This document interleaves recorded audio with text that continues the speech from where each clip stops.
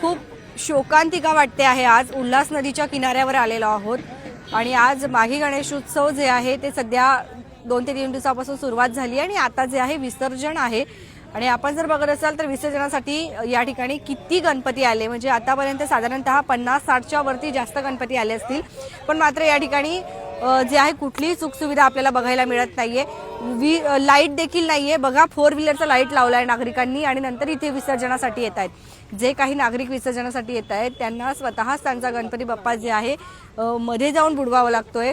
आजूबाजूचे जे कोण 2-3 ज्यांना पोहता वगैरे येतं ते स्वतः स्वखुशीने इथे येत आहेत आणि त्यांना मदत करतायत। मात्र या ठिकाणी स्थानिक प्रशासनाच्या माध्यमातून कुठलंही काही उपाययोजना नाहीये। या उलट या साईडला सुद्धा आपण जर बघत असाल तर कुठल्याही कर्मचाऱ्याची व्यवस्था केलेली नाहीये जे गणपती बाप्पाचं विसर्जन करतील। काही नागरिक स्वतः उतरून करतायत तर काही नागरिक स्वखुशीने या ठिकाणी मदत करतायत। म्हणजे अत्यंत भयंकर प्रकार जो आहे तो सध्या बदलापूर शहरात सुरू आहे। कुठेतरी नागरिकांच्या जीवाशी सर्रास खेळ इथे सुरू आहे। तुमच्या काही प्रतिक्रिया असतील तर नक्कीच येऊ द्यात। आतमध्ये किती भीती वाटली का?